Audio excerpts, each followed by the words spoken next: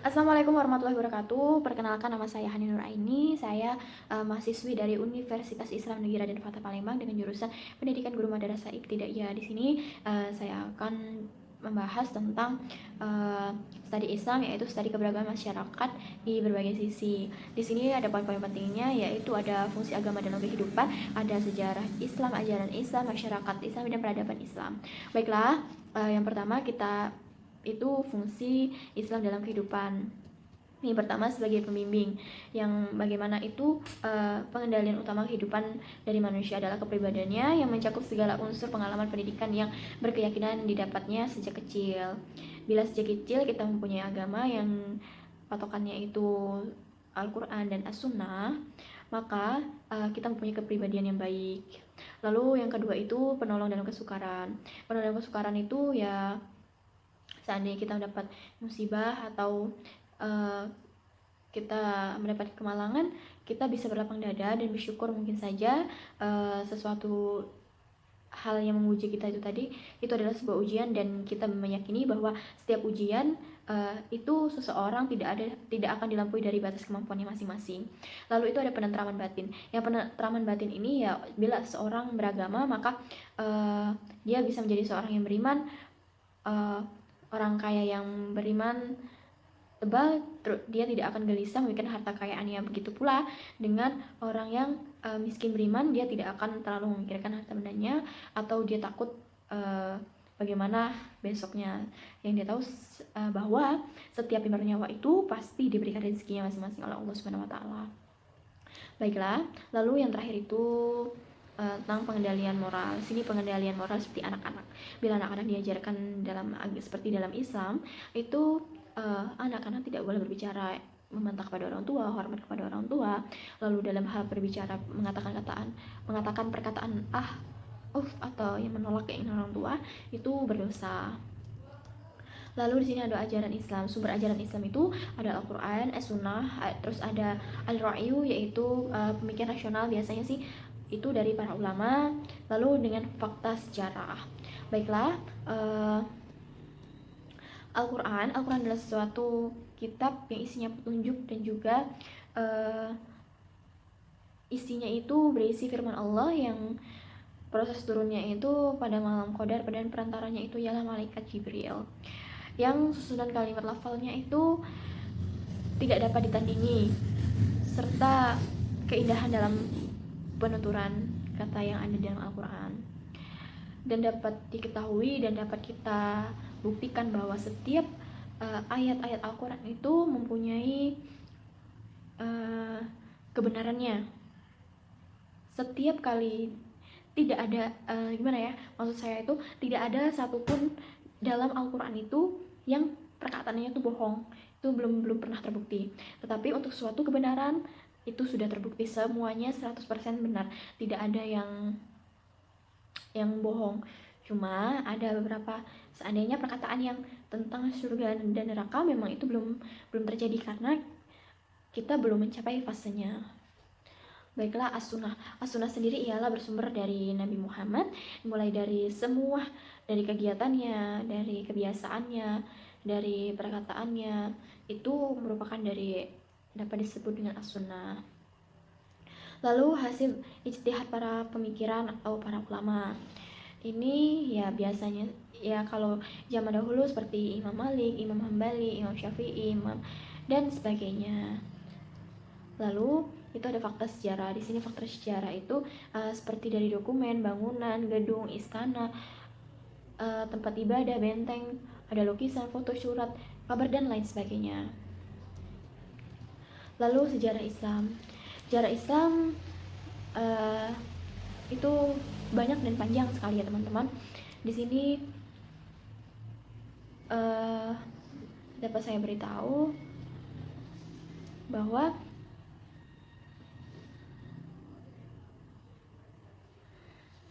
baiklah teman-teman, di sini seseorang memang diharuskan mengerti tentang sejarah Islam.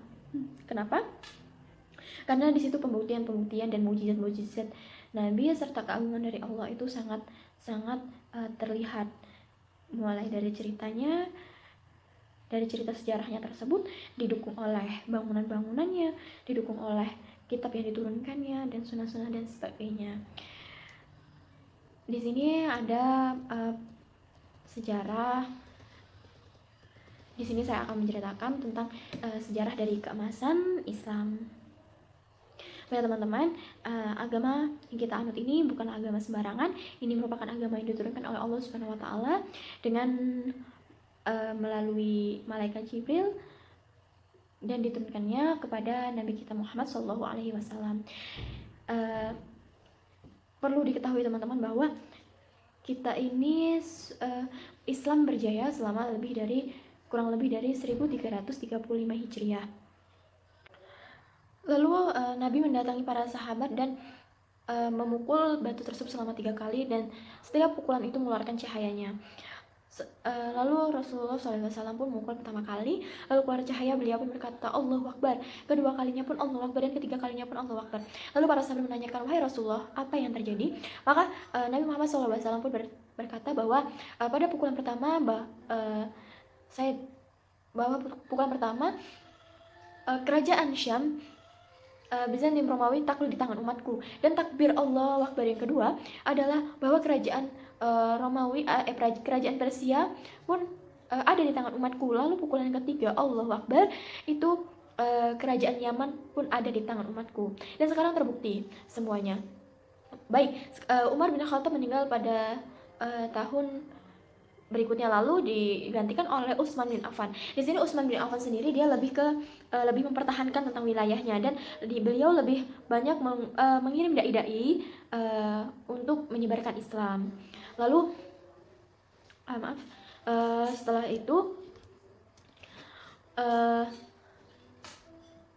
dalam buku-buku sejarah juga bahwa di Indonesia ini sendiri pun di wilayah Aceh ada sebuah kuburan yang nama-namanya itu tidak asing dalam buku sejarah.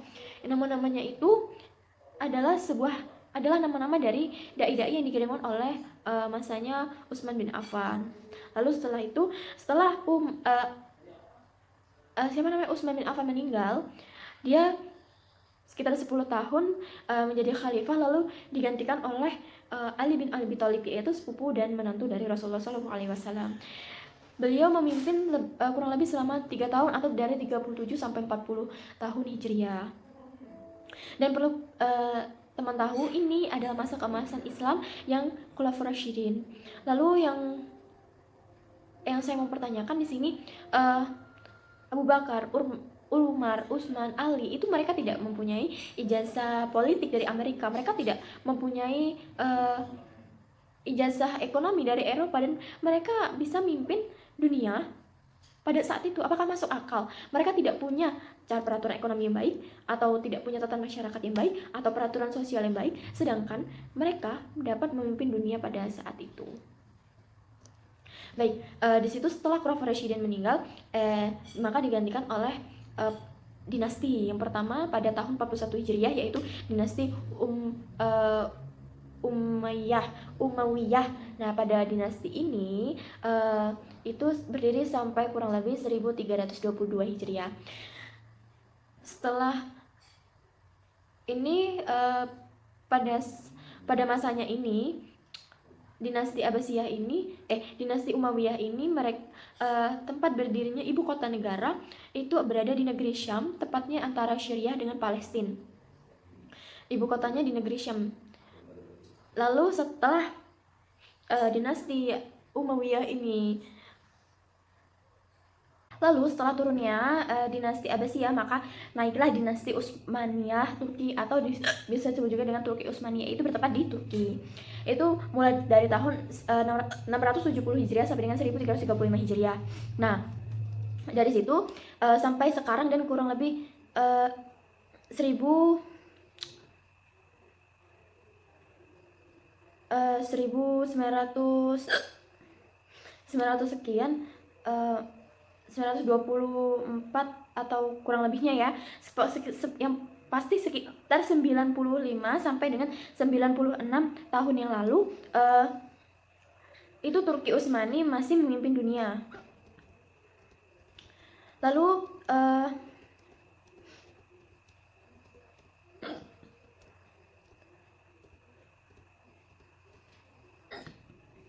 Baiklah, sekarang kita akan mungkin juga membahas tentang hal-hal yang tersembunyi dari agama Islam. Itu banyak sekali ya cuplikannya yang ada di YouTube, yang ada di video-video yang orang-orang itu sendiri yang membukanya ya. Di sini kita akan membahas tentang pertama tentang teori-teori bagaimana sebenarnya bahwa para umat muslim, umat Islam itu lebih unggul daripada umat-umat yang lainnya, dan suatu kebenaran dari Islam atau suatu masa ke masa dan masa kejayaan dari Islam itu sendiri. Seperti teori terbang penerbangan itu, muslim pertama yang menemukannya itu Abbas bin Firnas. Namanya itu masyhur. Mengapa dulu dia di Spanyol? Itu setelah dari diturunkannya baiklah, sekarang kita akan membahas hal-hal yang tersembunyi dari Islam. Itu terkuak, dan orang-orang yang menyembunyikan itu ternyata mereka sendiri yang membeberkannya. Seperti kita akan bahas tentang teori penerbangan. Teori penerbangan sendiri aslinya yang menemukan ada seorang muslim yang bernama Abbas bin Firnas. Nah, dia ini seorang penemu teori terbang penerbangan muslim. Dia namanya itu masyhur di kalangan Spanyol, dan ada bukunya. Bahkan dalam buku itu dia menulis teori-teori bagaimana membuat pesawat terbang, dan dia membuat dan dia membuat sayap di antara tangannya ini, lalu dia menaiki gunung, dan dia loncat dari gunung tersebut dan turun mendarat dengan selamat. Nah, setelah dari situ Bizantium Romawi atau Nasrani saat itu akhirnya umat Islam pergi dari Spanyol. Buku ini diambil dan terjemahkan oleh 2 orang ilmuwan dari Inggris, dan akhirnya dicatatlah dalam sejarah manusia mereka yang menemukan masalah. Padahal ini jelas faktanya ada yang dari kedua itu tahu ilmu. Itu sebenarnya yang benar-benar asli penemu teorinya adalah Abbas bin Firnas. Ada yang dari mereka-mereka tadi bisa menyembunyikan namanya atau membuang namanya, dan ada yang tidak bisa dia buang. Seperti aljabar. Aljabar ini dia tidak bisa membuang kata-kata aljabar dalam rumus matematika. Aljabar ini adalah seorang nama muslim dari Spanyol namanya Abdul Jabbar. Dia adalah seorang ahli matematika yang paling masyhur sampai sekarang, dan mereka tidak bisa menghapus namanya. Padahal sebenarnya Al-Jazari ini dia menerjemahkan buku yang ditulis oleh Al-Jazari yang masyhur, dan teori Al-Jazari menemukan lampu, menemukan otomatis, menemukan pesawat terbang, menemukan mesin-mesin, dan seterusnya. Dan cukup banyak ilmu-ilmu muslim. Lalu yang itu peradaban Islam. Peradaban Islam pernah begitu maju karena peradaban Islam saat itu sangat menjunjung tinggi akses ilmu pengetahuan yang terbuka dari berbagai macam sumber. Mereka bisa maju dan menghargai para ilmuwan sebelumnya, kendati berasal dari kebudayaan berbeda. Yunani, Romawi, Persia, India sebagai pegang tongkat ekstafet pertama yang merapikan cara pandangan kita mengenai klarifikasi ilmu dan logika. Peradaban Islam dulu begitu maju karena menghargai perbedaan serta terbuka dengan kelompok lain seperti Yahudi, Nasrani, Sabian, Zoroaster atau Majusi untuk ikut bersama-sama membangun dunia ini dan berkontribusi mengembangkan ilmu untuk menjadikan dunia ini menjadi lebih baik. Dari secara kategori peradaban itu dibagi menjadi 2 aspek. Yang pertama aspek materi, dan yang kedua itu aspek manusiawi. Lalu kedua aspek tersebut dapat dinyatakan tidaklah beriringan. Kenapa? Karena seringkali tampak bahwa ada kalanya suatu masyarakat yang secara material maju dalam peradabannya tidak diiringi dengan kemajuan dalam konteks moralnya. Demikian juga sebaliknya. Idealnya adalah kedua-duanya dapat berjalan seiringan. Jadi dapat disimpulkan bahwa fungsi agama dalam kehidupan ini ialah sebagai pembimbing dalam kehidupan, penolong dalam kesukaran, penentraman batin, pendalian moral bagi kehidupan. Lalu sumber ajaran Islam adalah sesuatu yang dapat diambil bahan yang digunakan untuk meluruskan pengembangan ajaran Islam itu sendiri, ya seperti dari Al-Quran, As-Sunnah, terus para pemikiran rasional, dan juga fakta sejarah. Lalu sejarah yang kemerdekaan dari masa dari Islam, terus yang hal-hal yang ditutupi dari kebangkitan dari masa kemasan itu sendiri, seperti ya tentang pesawat terbang, tentang lampu, serta tentang aljabar, itu mereka menyembunyikannya. Lalu masyarakat Islami itu adalah masyarakat yang dinaungi dan dituntun oleh norma-norma agama. peradaban Islam pernah begitu maju karena peradaban Islam saat itu sangat menjunjung tinggi akses ilmu pengetahuan yang terbuka dari berbagai sumber. Baiklah, sekian, terima kasih. Mungkin ini saja yang dapat saya sampaikan dari materi yang saya inginkan untuk saya paparkan di sini.